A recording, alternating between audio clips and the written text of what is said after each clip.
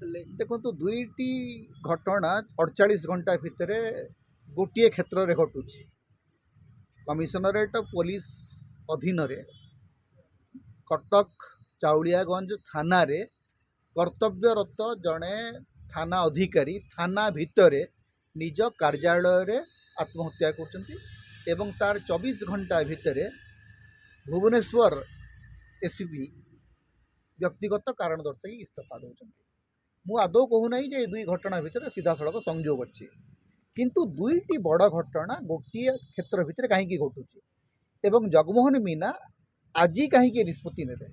ए निष्पत्ति से सप्ताह आगुरी नहीं पारि दुई सप्ताह आगुरी नहीं पारि कि जो गोटे सेंसिटिव घटना घटी से अपेक्षा कर पारि कारण व्यक्तिगत कारण जब आप आज इस्तीफा दौरान आप हूँ 15 दिन पर भी पारि आज से कहीं इस्तीफा देले तेणु ये टाइमिंग को लेकर गोटे प्रश्न तो उठिबो एवं द्वितीय कथाटी हूँ वास्तव में पुलिस अधिकारी माने आत्महत्या करने व्यक्तिगत कारण इस्तीफा दूसरी बोली कहीकि चली जावा कहीं घटू पुलिस अधिकारी मान कि प्रकार चाप अच्छी एवं ये चाप किए प्रयोग करुँ जदि सरकारी अधिकारी मान सहित निभृतर कथा है अनेक सरकारी अधिकारी मान कहवा कथा है जे वर्तमान सरकार जो राजनैतिक चाप एत मात्रा अधिक पड़ुची जे से पुलिस प्रशासन गोटे प्रकार डिमोटिवेटेड अवस्था अच्छा एवं ओडिशा रे पुलिस को एक प्रकार राजनैतिक कृतदास कर रखापी वर्तमान सरकार चाहूँ राज्य जो आमर जो पुलिस रो मुख्य काम बर्तमान ओडिशा रे कौन है वीआईपी सुरक्षा वीआईपी मैनेजमेंट एवं इवेंट मैनेजमेंट सरकार केवल बड़ बड़ इवेंट तैयारी करते एवं से इवेंट परिचालन रे पुलिस रो सबु जाक समय संबल एवं शक्ति से नष्ट हो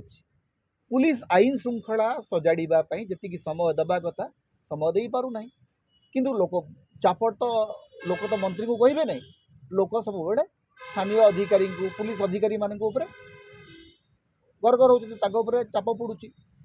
एवं अनेक जगार खणी माफिया एवं बाली माफिया मान दौरात्म्य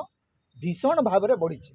एवं ये जो खणी माफिया एवं बाली माफिया मान गोटे प्रभाव सरकार उपर रोचे जार सीधा सड़क परिणति आप देखुं जो पुलिस अधिकारी माने सहित सला सुतरा कर सर्वाइव कर जो मैंने टी रेजिस्ट करने को चाहूँगी से ब्यूटी महांती भाया अवस्था हो कि जगमोहन मीना भाया इस्तीफा देकर चली जा भाया स्थिति आसूची देखो ये निष्पत्ति तो हठात ही न धरतु व्यक्तिगत कारण मात्र 13 वर्ष चाकरी करी जड़े आईपीएस ऑफिसर कहीं इस्तीफा देवे कौन गोटे छोटिया घटना एवं से एते बड़ एते माने संवेदनशील जिला मानक थिले कटक रे थिले अनुगुल रे थिले मालकानगिरी रे थिले भुवनेश्वर आज्ञा भुवनेश्वर एसीपी हेबापी लोक अपेक्षा करी बसता गोटे चाकरी रे गोटे कैरियर रे भुवनेश्वर एसीपी हेबा हूँ गोटे बहुत बड़ अचिवमेंट एत बड़ अचिवमेंट पाई गोटे यंग ऑफिसर 13 वर्ष बयस कहीं 13 वर्ष चाकरी काल भितर कहीं व्यक्तिगत कारण इस्तीफा देकर चली जाऊँ कौन ये भावुँ ये मानते इच्छा है राति शोते सका इच्छा है नाम बहुत होगा इस्तीफा देदेवी एमती कर जड़े चाकरी छाड़े कि भुवनेश्वर एसीपी चाकरी जड़े छाड़ माने केते बड़ चाप ताऊपर थी जहाँ छाड़ तेणु या साधारण घटना बोलिक कहुपर एवं टाइमिंग को लेकर प्रश्न उठाटा स्वाभाविक।